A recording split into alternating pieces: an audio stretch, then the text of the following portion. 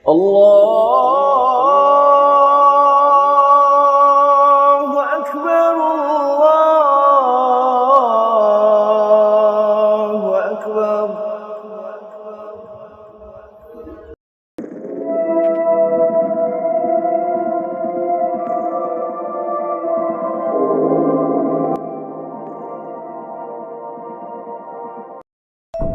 Pondok pesantren itu sudah berdiri ratusan tahun lamanya, yang terletak di sebuah desa terpencil di Jawa Timur, dikelilingi hutan belantara yang lebat dan berhektar-hektar sawah yang memisahkannya dari perkampungan.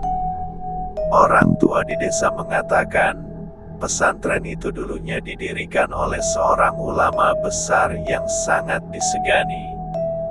Beliau dikenal sebagai sosok yang harismatik, sekaligus mistis.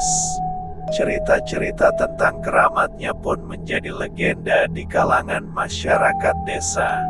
Namun, di balik harismanya, ada kisah-kisah kelam yang jarang diceritakan secara terbuka. Beberapa santri dan warga sekitar mengaku pernah mengalami kejadian aneh di sekitar pesantren, terutama di area makam ulama pendiri pesantren, yang letaknya di dalam kompleks pesantren. Makam tersebut berada di bawah pohon beringin tua yang besar, dengan pagar besi berkarat yang mengelilinginya. Kabarnya, makam itu tidak pernah sepi dari suara azan, meski tidak ada orang yang pernah melihat siapa yang mengumandangkannya. Malam itu, hujan turun rintik-rintik, langit gelap tanpa bintang, hanya sesekali kilat menyambar, menerangi pekarangan pesantren yang sunyi. Di dalam salah satu kamar asrama, Farid dan beberapa santri lainnya sedang bersiap-siap tidur. Farid, santri baru yang baru saja pindah dari kota, masih menyesuaikan diri dengan suasana pesantren yang sederhana dan terpencil ini. Malam-malam di pesantren selalu terasa berbeda baginya. Suara angin yang menderu-deru di luar, diselingi suara dedaunan bergesekan, menciptakan kesan seram tersendiri. "Kamu udah dengar cerita soal makam di pesantren ini, Rid?" tanya Ahmad, salah satu teman satu kamar Farid, sambil berbaring di atas kasur. Suaranya setengah berbisik, seolah takut didengar oleh sesuatu yang tak kasat mata. "Makam yang di dekat pohon beringin itu," Farid menjawab, sedikit penasaran. Ahmad mengangguk. "Iya, katanya sering terdengar suara azan dari arah sana, padahal gak ada siapa-siapa." Farid tertawa kecil, meski hatinya mulai merasa tak nyaman. "Masa sih, suara azan kan harusnya dari masjid, bukan dari makam." "Percaya nggak percaya, Rid, semua orang di sini tahu soal itu, tapi nggak ada yang berani bicara terlalu banyak. Ustaz juga nggak pernah menjelaskan secara detail, cuma bilang jangan pernah mendekat ke makam itu, apalagi malam-malam."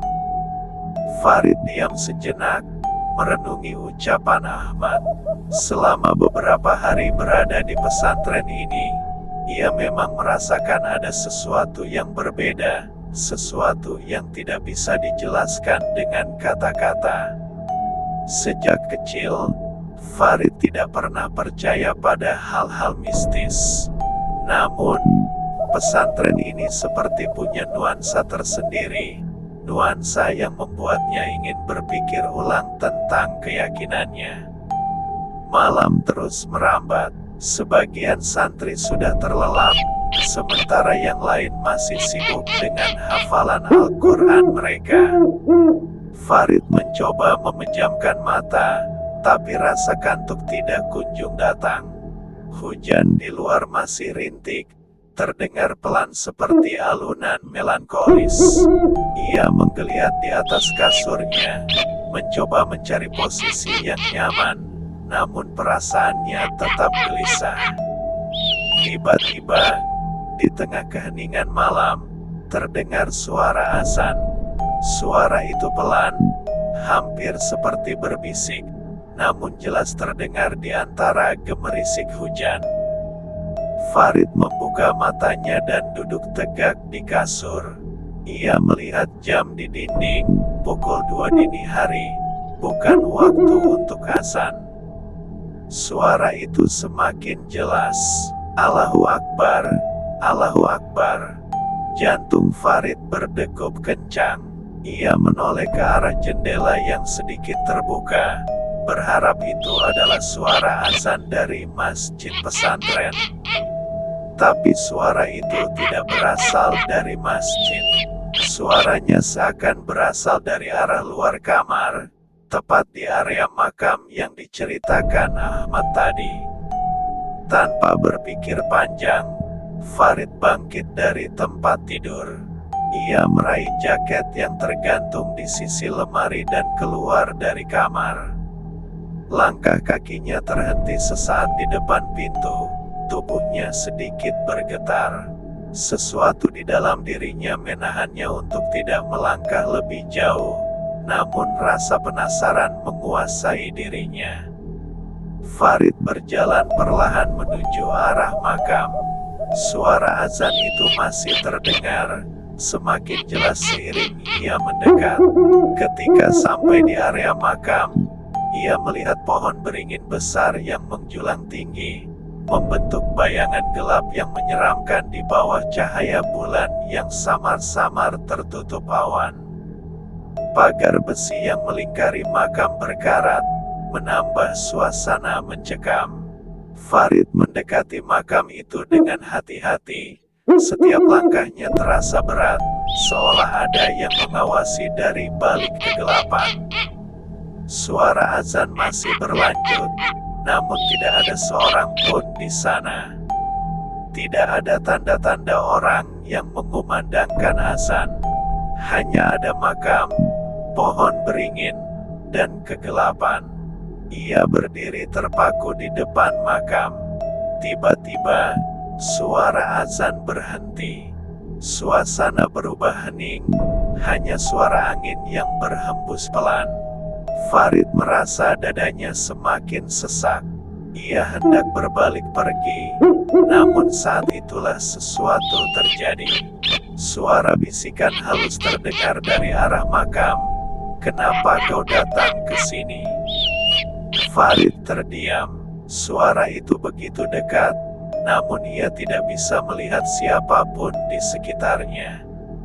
Ia menoleh ke sekeliling, namun yang dilihatnya hanya kegelapan dan bayang-bayang pohon beringin. "Aku hanya ingin tahu," jawab Farid dengan suara bergetar. "Siapa yang tadi mengumandangkan azan?" Tidak ada jawaban.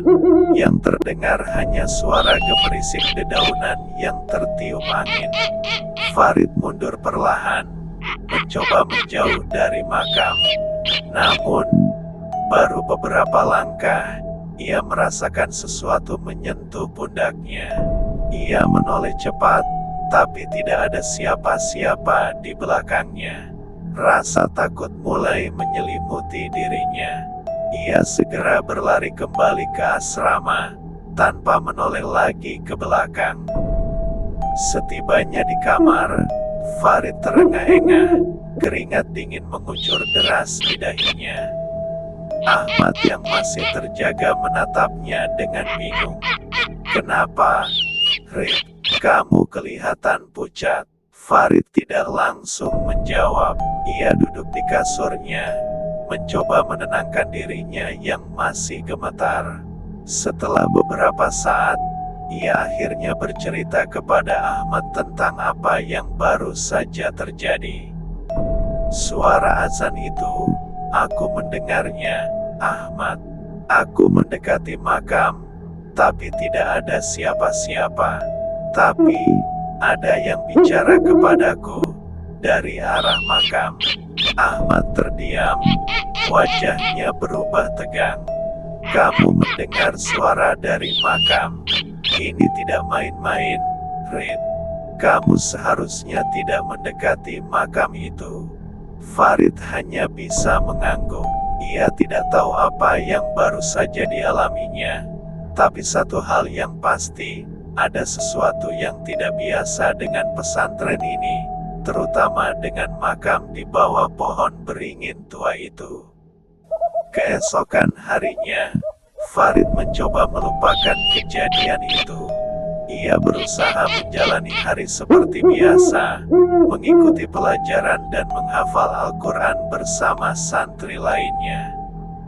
Namun, bayangan makam dan suara azan itu terus menghantui pikirannya. Setiap kali melewati area makam, ia merasakan bulu kuduknya meremang. Hingga suatu malam, ketika pesantren sedang dilanda angin kencang dan hujan deras, suara azan itu kembali terdengar. Kali ini, seluruh pesantren mendengarnya. Suara azan dari makam itu menggema, menembus hujan dan angin, membuat semua santri terbangun dari tidur mereka. Ustaz pesantren akhirnya mengumpulkan semua santri di aula utama. Wajahnya tampak tegang, seolah ada sesuatu yang sangat penting yang harus disampaikan. Kalian semua sudah mendengar tentang suara azan dari makam, ujar Ustadz dengan suara berat. Itu bukan azan yang biasa, itu adalah panggilan dari alam lain, dari arwah pendiri pesantren ini. Ustadz bercerita bahwa ulama pendiri pesantren, yang makamnya berada di bawah pohon beringin itu, dulunya adalah seorang wali yang sangat taat dan memiliki keistimewaan. Beliau seringkali beribadah hingga larut malam, dan terkadang mengumandangkan azan di tengah malam sebagai bentuk ibadah. Namun, setelah wafat, arwah beliau masih sering terdengar mengumandangkan azan dari makamnya, seolah-olah jiwanya belum sepenuhnya tenang.